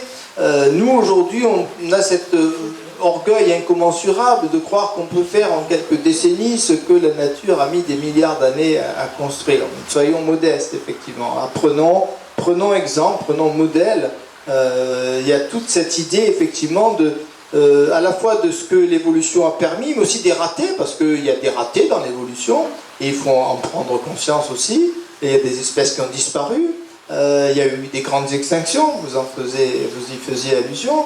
Voilà, donc il est certain, c'est pas la planète qui est menacée, effectivement, c'est l'homme qui est menacé. La planète, elle survivra, hein, et la vie survivra. On préfère quand même, un peu égoïstement, qu'elle survive avec nous que sans nous. Hein, parce qu'on pense quand même qu'on n'est pas trop raté malgré tout. Hein, il faut avoir un peu de confiance dans l'être humain et dans ses capacités, mais en même temps voir ce que vous avez magnifiquement exprimé, cette modestie, cette prudence, cette conscience de nos limites Moi j'adore cette métaphore, enfin c'est pas une métaphore, je m'exprime mal, mais cette règle de 3 qui avait été proposée par l'astrophysicien Carl Sagan, que vous connaissez tous. Hein, si on réduit la vie de l'univers à une journée de 24 heures, vous savez à quelle heure l'homme apparaît? À 23h59. Et vous savez à quand l'Homo sapiens apparaît? À 23h59 minutes, 59 secondes. Alors quand j'évoquais ça devant mes étudiants, je leur disais, imaginez, il y a un copain qui dit, viens me voir au théâtre, tu vas voir, c'est formidable, je joue dans une pièce de théâtre, elle est un peu longue cette pièce, mais tu verras, ça vaut vraiment la peine. Donc vous allez au théâtre, 2 heures ont passé, vous n'avez pas vu votre copain sur la scène, 3 heures ont passé, vous n'avez pas vu votre copain sur la scène, 3h59 ont passé, vous ne l'avez toujours pas vu, et à la dernière seconde, il traverse la scène en courant, hein, c'est le rôle du siècle, bien évidemment, hein, il en est persuadé. Ben voilà, c'est ça l'homme. C'est quelqu'un qui vient d'apparaître sur la planète et qui croit que tout tourne autour de lui, qu'il a tout compris, qu'il est le maître absolu, l'idée de maîtrise. Et ce que j'aime beaucoup dans ce qu'écrit Agnès Guillot, c'est vraiment cela, c'est-à-dire revenir au contraire à une idée de prolongement et d'adaptation et d'harmonie avec la nature. Merci Agnès pour ces belles remarques. Voilà, je pense qu'il y a plein d'autres questions, de remarques, de contestations aussi. On n'est pas du tout obligé d'être d'accord avec ce que j'ai dit. Donc, notre ami Christian Dassault va vous passer le micro. Allez-y, notre cher technicien qui nous a sauvé la vie tout à l'heure. C'était pas grand-chose. Moi, j'ai une petite correction à apporter. Je pense que tout le monde aura pu remarquer. Oui. Donc, Turing n'a pas inventé Enigma, c'est les Allemands qui l'ont inventé. Oui. Par contre, il a inventé le calculateur qui a permis, grâce au décryptage, à une faille dans le chiffrage en fait, de prédictibilité, de casser les codes allemands assez facilement. D'accord. Oui, c'est ça qu'on appelle la machine de Turing, c'est ça. Voilà, c'est celle qui a permis, grâce à toute une équipe de scientifiques, parce qu'il n'était pas seul. Vous avez parfaitement raison. Notamment, il y avait une femme dans le Il a permis de décrypter effectivement ce que... Grâce à une prédictibilité. C'est-à-dire, il savait que le début du message correspondait à une date, voilà. Et il savait à quelle date c'était envoyé, et du coup, ça permettait de retrouver le chiffrage. Le chiffrage de la totale. Merci de ce rectificatif indiscutable. Merci bien. Oui, il faut toujours être très précis quand on parle de ces choses-là. Oui, je suis d'accord avec toi et je ferai volontiers un parallèle avec la recherche sur la génétique. Aujourd'hui, on a énormément avancé très rapidement sur la gestion des gènes et on est même arrivé à un excès à savoir qu'un médecin chinois a réussi à cloner un bébé et il s'est mis au banc de la société médicale. Je pense que cet exemple nous montre qu'à un moment donné, l'homme sait arrêter la recherche, parce que on rentre dans des domaines où n'importe quelle machine pourrait faire n'importe quoi, mais je crois qu'à un moment donné, et je vais tout à fait dans ton sens, l'humain prendra le pas sur le physique, parce que justement, et on a eu cet exemple concret avec la génétique, parce qu'ils n'iront pas beaucoup plus loin à mon avis. Merci. Alors deux réactions par rapport à ce que tu viens de dire. La première, je comprends encore mieux en t'écoutant pourquoi j'ai cette fascination pour 2001 de Kubrick, parce que c'est la victoire de l'homme sur l'ordinateur et sur la machine. Voilà. Et donc ça me paraît tout à fait essentiel. Mais oui, je crois que tu as tout à fait raison. Il est certain que c'est le facteur temps là encore. Hein, c'est-à-dire que si la nature a mis autant de temps, de millions, de milliards d'années à produire des êtres un peu réussis et adaptés à leur environnement, il y a sans doute des raisons, et que vouloir ainsi bouleverser, introduire de nouvelles espèces avec le déséquilibre qu'on introduit dans les écosystèmes, c'est assez redoutable. Hein, c'est assez redoutable, et on s'en aperçoit de plus en plus aujourd'hui. Et les plantes dont nous parlait Agnès tout à l'heure en sont un exemple magnifique. On découvre tous les jours, et là dans ce numéro, là encore, je fais de la pub, hein, j'ai pas d'action dans cette revue, hein, je vous demande de le croire. Vous avez la moitié de la revue qui est consacrée à l'intelligence des plantes. Tout à fait remarquable. On découvre que les plantes communiquent, qu'elles ont 40 ou 50 sens. Nous, on en a 5, elles en ont 40 ou 50. Ce qui n'est pas, là encore, facteur temps. C'est pas si surprenant que ça, puisqu'elles sont apparues bien avant la vie animale et bien avant la vie humaine.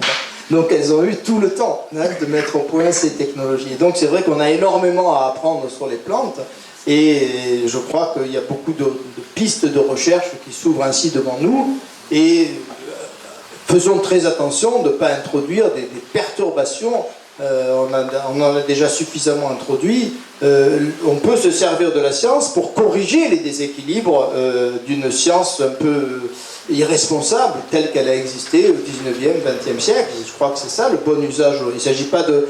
Moi je me méfie, c'est pour ça que j'ai vraiment... Je vous invite vraiment avec insistance à venir écouter Agnès Guyot demain matin, parce que je trouve extraordinaire cette idée que, au fond, le fantasme d'une certaine écologie, c'est on va arrêter avec les... Non, on n'arrêtera pas avec les techniques, ça n'a pas de sens. Hein. On a toujours essayé d'améliorer nos techniques, nos technologies, nos savoir-faire, et on continuera. Il n'y a aucun espoir dans la régression. Donc ce qu'il faut, c'est trouver un nouvel usage des sciences et des technologies. Voilà. Et ça, je crois que c'est important. C'est comme ça que j'ai abandonné un philosophe qui était mon premier maître à penser, qui était Heidegger. Non pas parce qu'il avait fricoté avec les nazis, parce qu'après, bon, après tout, chacun, c'est une autre époque et chacun fait un peu comme il le sent, mais parce qu'il a écrit la question de la technique, et que dans quantité de ses œuvres, Heidegger semble dire il faut revenir en deçà de la technique, ce qui est un fantasme pur. Alors il aimait bien vivre dans la forêt noire avec les bûcherons, enfin ça c'est son problème, hein, mais non, on ne reviendra pas en deçà. Alors, un autre élément, et je m'arrête aussitôt, parce qu'on m'accuse souvent de faire une deuxième conférence en répondant à vos questions, mais j'y tiens quand même. Tu as parlé d'arrêt. Le problème, c'est que l'homme n'a pratiquement jamais su arrêter ses découvertes ou ses technologies, quand il se rendait compte même qu'elles étaient extrêmement négatives. Mon regretté maître Dominique Janicot a écrit un magnifique livre qui s'appelle « La puissance du rationnel », et il m'avait appris, quand j'ai lu son livre, qu'un Américain qui s'appelle Gabor a énoncé un principe qui est célèbre aux États-Unis, on l'a un peu oublié depuis peut-être, qui s'appelle le principe de Gabor. Le principe de Gabor est très simple: tout ce qui peut être fait le sera. Tout ce qui peut être fait le sera. On a pu faire des bombes nucléaires, on a fait des bombes nucléaires. On a pu cloner, on a cloné, même si on va s'arrêter de cloner. Tout ce qui peut être fait le sera. À aucun moment donné de son histoire, l'homme n'a renoncé à utiliser une technologie, même quand il se rendait compte qu'elle était perverse, qu'elle était destructrice, qu'elle était terrifiante. Alors peut-être que nous avons grandi, peut-être qu'on est devenu un peu plus moraux et un peu plus lucides, peut-être que la proximité du danger et de la catastrophe va nous rendre un peu plus sages, mais quand on regarde effectivement derrière nous, on est un peu inquiet sur notre incapacité à se donner des limites et à se donner des interdits par rapport à ce qu'on a vu. Oui ?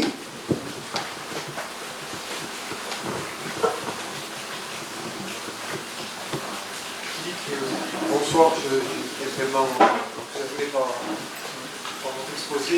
Approchez un peu le micro. Par votre exposé, j'ai assisté aussi à un exposé qui a été fait dans sur le même thème par le professeur Abbas, qui est un neuroradiologue spécialisé en ophtalmologie, au 15-20. Je voudrais savoir, poser une petite question, êtes-vous optimiste ou pessimiste par rapport à l'intelligence artificielle? Deuxièmement, les conséquences sur notre société de l'intelligence artificielle. Première chose, c'est que ça va supprimer tout ce qui est tertiaire. Les emplois tertiaires vont supprimer. Comment ces personnes vont-elles vivre? Est-ce qu'elles vont avoir droit à un salaire minimum qui va leur être donné? Mais quelles vont être leurs réactions?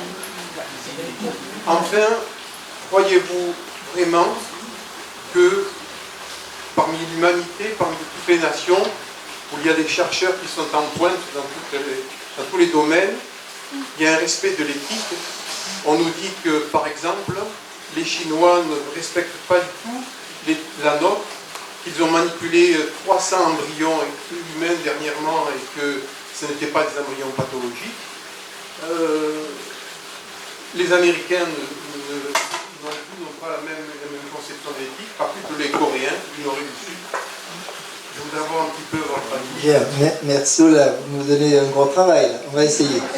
On va essayer d'être rapide et succinct sur les 3 points. Je vais essayer de les mémoriser, de ne pas oublier, parce que je risque d'oublier le deuxième en parlant du premier. Oui, le premier point, optimisme ou pessimisme, moi je pars d'une idée très simple qui a toujours été presque ma devise en philosophie, que j'emprunte au philosophe Alain. Le pessimisme est de raison, l'optimisme est de volonté. Voilà. Donc je suis pessimiste de raison et optimiste de volonté. Et je me fais un devoir d'être optimiste. Mais en plus, ma maman m'a pas trop loupé là-dessus. Elle m'a construit assez optimiste de nature. J'ai pas trop à me forcer. Le deuxième point, c'était les inutiles. Alors là, je vous renvoie, puisqu'on a la chance depuis 3 ou 4 ans, grâce à notre remarquable caméraman Bernard, de filmer nos soirées. Je vous renvoie à un café philo de l'an dernier. Faut-il avoir peur des robots, où j'ai traité cette question. Alors je résume très vite pour ceux qui n'y ont pas assisté. Oui, on va avoir un problème évident d'emploi. Les machines dont on pensait au départ qu'elles allaient plutôt menacer les travaux un peu subalternes, les travaux purement physiques, on s'aperçoit qu'au contraire c'est le secteur tertiaire effectivement qui est le plus menacé, y compris certains domaines médicaux comme je l'ai indiqué. Donc qu'est-ce qu'on va faire effectivement? Alors il y a des solutions envisagées, il y a ce salaire qu'on donnerait à tout le monde sans travailler. Bon, j'ai évoqué tout ça, donc je vous y renvoie, je ne vais pas refaire mon café philo là-dessus, ça m'amènerait beaucoup trop loin. Le dernier point, je vous renvoie à Laurent Alexandre, qui a des défauts certainement, mais je suis obligé d'admirer Laurent Alexandre, puisque Luc Ferry, qui est quelqu'un que j'aime bien, que j'ai invité à la Garde, avec qui je corresponds de temps à autre, a une admiration folle pour Laurent Alexandre, et je me dis que si Luc Ferry admire à ce point Laurent Alexandre, c'est qu'il n'est pas tout à fait idiot. Bon, Laurent Alexandre, bien sûr, Luc Ferry, on sait qu'il n'est pas idiot. Donc, je vous renvoie à La mort de Laurent Alexandre. Que dit-il à un moment donné dans son livre? Exactement ce que vous venez de dire. Il dit, c'est très beau de vouloir nous imposer, nous, des limites en fonction de notre religion, de notre morale, mais d'autres nations n'ont pas du tout ces mêmes conceptions. Donc, si on est en train d'arrêter nos recherches sur le plan génétique parce que c'est dangereux, eh bien pendant ce temps, les Chinois, les Coréens vont foncer et ils vont devenir les maîtres parce qu'on nous a dit il y a deux disciplines qui vont dominer le 21e siècle. C'est annoncé depuis longtemps, je ne vous apprends rien. C'est effectivement l'intelligence artificielle et l'informatique et c'est la biologie. Certains ont dit le 21e siècle sera le siècle de la biologie. Donc il est certain que si on perd la main ici sur le plan biologique, si on s'interdit des recherches ou des expérimentations que les Chinois, les Coréens ou d'autres font, ou les pays du Golfe aussi, très allègrement, eh ben on va être à la traîne. Et c'est eux qui vont devenir les maîtres de la planète et on va utiliser les technologies. Donc on va se donner bonne conscience en s'interdisant ces recherches, mais ensuite on va aller chercher les recettes qu'ils ont inventées au détriment, effectivement, vous avez parfaitement raison, de la morale, de l'éthique, de l'humanisme, qui est quelque chose qui leur est profondément étranger. Donc ça, c'est un véritable problème. Comment faut-il s'y prendre ? Comment ne pas freiner les recherches, parce qu'on a dit il ne faut pas freiner les recherches, jamais, mais en même temps garder des principes qui nous interdisent de porter atteinte gravement à la dignité de l'homme. Donc c'est très compliqué. Alors on a un comité d'éthique en France, mais bon, le drame c'est le facteur temps, une fois de plus, hein, c'est-à-dire que le comité d'éthique, entre deux réunions du comité d'éthique, les biologistes ils ont fait 300 000 découvertes. Qu'est-ce qu'ils vont faire, nos pauvres hommes du comité d'éthique? Ils sont à la traîne en permanence, hein, ils sont à la ramasse, passez-moi l'expression. La science va très vite, hein, et donc on a des difficultés considérables là-dessus, voilà. Mais je reste quand même optimiste, voilà, ça sera ma conclusion pour la première.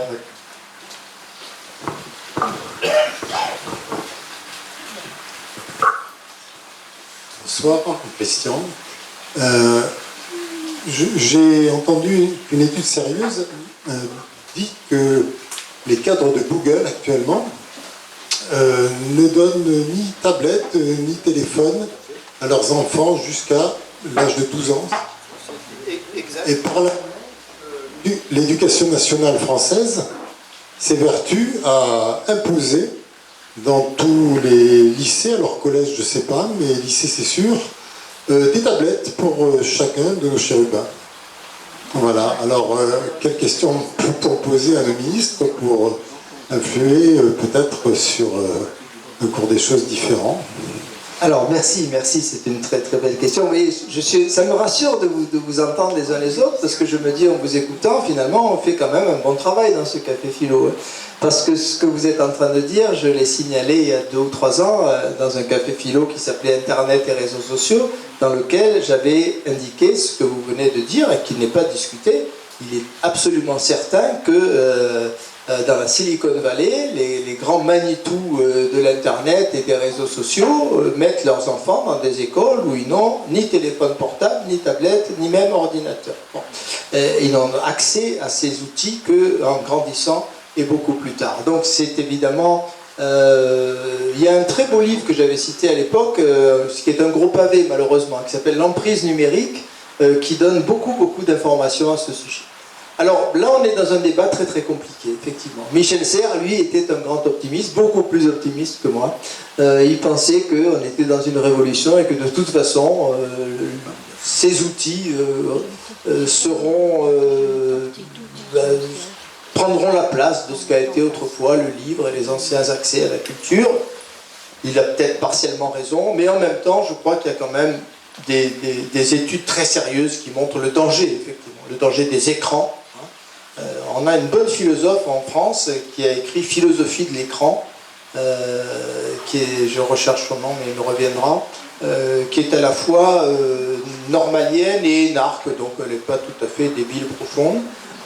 Et elle a écrit un très beau livre qui s'appelait Philosophie de l'écran, dans lequel elle insistait sur l'invasion des écrans. Et puis on sait aujourd'hui effectivement que l'écran pose problème par rapport au cerveau de l'enfant, par rapport à la psychologie de l'enfant. Donc oui, il y a beaucoup d'interrogations à avoir et peut-être de principes de précaution, parce qu'on est encore trop peu informé des dangers potentiels de cela. Peut-être faut-il préserver nos enfants de ces outils d'une certaine manière, et ils auront accès de toute façon suffisamment tôt. Oui, moi je suis quand même assez partisan d'un principe de précaution par rapport à tout ça, et mettre des écrans très tôt devant nos enfants, ça me paraît quand même assez discutable et assez dangereux. Oui, je le pense.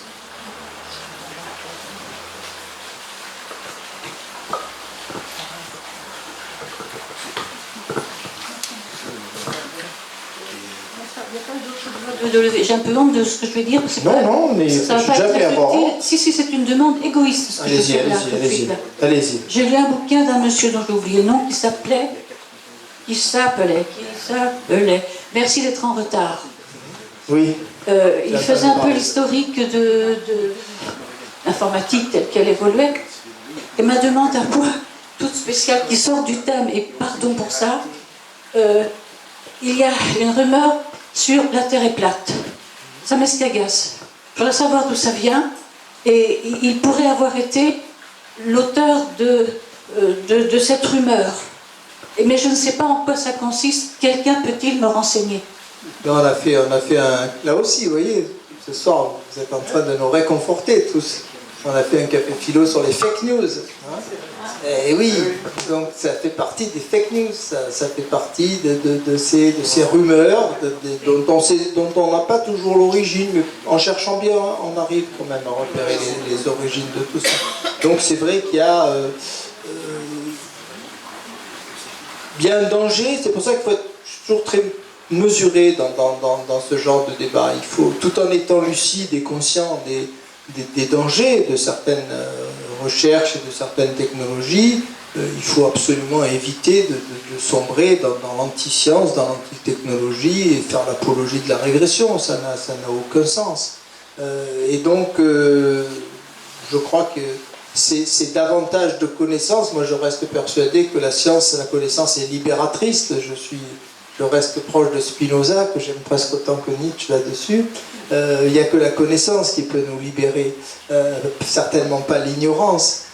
Donc il faut à la fois être modéré, prudent et s'imposer des limites, mais en même temps se donner l'espérance que c'est en accroissant, c'est parce qu'on n'est pas suffisamment savant que beaucoup de bêtises ont été faites. Si on avait mesuré l'impact, par exemple, je sais pas, de certains pesticides sur la nature, peut-être qu'on les aurait pas inventés et on les aurait pas disséminés. C'est par insuffisance, donc c'est par mercantilisme, bien évidemment, il ne faut pas être naïf, mais c'est aussi par ignorance. Il y a quantité de technologies qu'on a lancées sans prendre le temps de mesurer les impacts qu'elles pouvaient avoir, et beaucoup de catastrophes sont liées à cela. Donc, oui, peut-être prenons notre temps, peut-être il faut un peu lever le pied.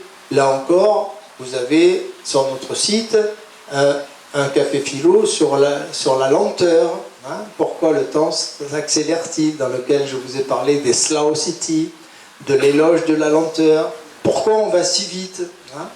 Et Nietzsche, pardonnez-moi de le citer, mais vous savez que je ne peux pas m'en empêcher, il s'est étonné, il était le premier, le seul, à la fin du 19e, il dit « Mais qu'est-ce que c'est cette frénésie, tout d'un coup, des savants, là? On dirait qu'ils sont pressés, il faut qu'ils découvrent un truc avant demain matin. » Et Nietzsche, qui adorait les Grecs, nous rappelle que les Grecs avaient tout le temps. Hein, on lit les dialogues de Platon, ben on n'a pas trouvé, ben on se reverra demain matin. Hein, on cherchera demain matin la solution. Donc qu'est-ce que c'est cette frénésie, cette précipitation, comme si le temps allait nous manquer? Il y a une sorte d'obsession du temps qui passe chez nos contemporains qu'on voit sur tous les plans, aussi bien sur le plan du corps. Hein, on veut éviter les marques du vieillissement, on fait des liftings et j'en passe. Bon, qu'est-ce que c'est cette obsession du temps qui est une grande angoisse en réalité, hein. Moi j'avais beaucoup aimé le livre de l'américain, vous voyez, j'arrive à un âge où les noms m'échappent sans arrêt, c'est dramatique. On va même planter des puces, on m'a dit que ça allait s'arranger. Le complexe de Christopher Lasch, vous voyez, non, la situation n'est pas désespérée. Christopher Lasch, c'est L-A-S-C-H, c'est un Américain absolument passionnant. Il était dans l'euphorie des années 60, il pensait qu'on allait vers le bonheur, révolution sexuelle, paradis sur terre. Et puis tout d'un coup, en 71, il écrit « The Culture of Narcissism », le complexe de Narcisse, traduit en français l'année suivante. Et qu'est-ce qu'il dit? Il dit « Je me suis complètement trompé ». C'est beau, l'intellectuel qui dit qu'il s'est complètement trompé, c'est pas si fréquent. Il dit « Je me suis planté totalement ». Là où j'ai cru qu'il y avait un appétit de bonheur, une joie de vivre, ce culte du corps, c'est tout l'inverse. Il y a une angoisse phénoménale. Il y a une angoisse du temps qui passe, il y a un refus du vieillissement. Il y a toute une série de symptômes dans notre société qui ne sont pas du tout le signe qu'on va vers le peace and love auquel on a tous rêvé quand on avait 15 ou 16 ans, mais au contraire, dans une société d'angoisse, de dépression même. Et donc, moi, j'ai été très, très marqué par ce bouquin de Christopher Lasch, et j'ai retrouvé ça aussi chez un certain nombre de sociologues. Voilà. Donc, c'est tout à fait intéressant. Hein. On a peut-être déliré dans les années 60, quand on a cru qu'on allait tout réinventer. Là encore, le temps, le facteur temps. Hein, bon. Tous nos ancêtres étaient des débiles, vous allez voir nous, ce qu'on va faire. Ben non, on n'a rien fait, sinon on a saccagé la planète, quoi. C'est à peu près tout ce qu'on a fait depuis 50 ans. Non, on a fait quelques petites autres choses quand même. Voilà, donc je crois, oui, c'est tout à fait important, ça. Tout à fait important. On a encore le temps pour 2 ou 3 interventions, hein. Même si l'heure a tourné, sauf s'il n'y en a plus. Hein. Bah. Plus de remarques, plus d'interrogations? Vous êtes satisfait de votre soirée? Bon, eh bien alors, bonne soirée, bon week-end. Et rejoignez-nous demain à Gérard Philippe toute la journée. Vraiment, vous ne le regrettez pas. Je vous garantis, vous ne le regrettez pas. Avant de vous séparer, je vais vous demander de faire un tonnerre d'applaudissements à Philippe qui a gagné ce soir.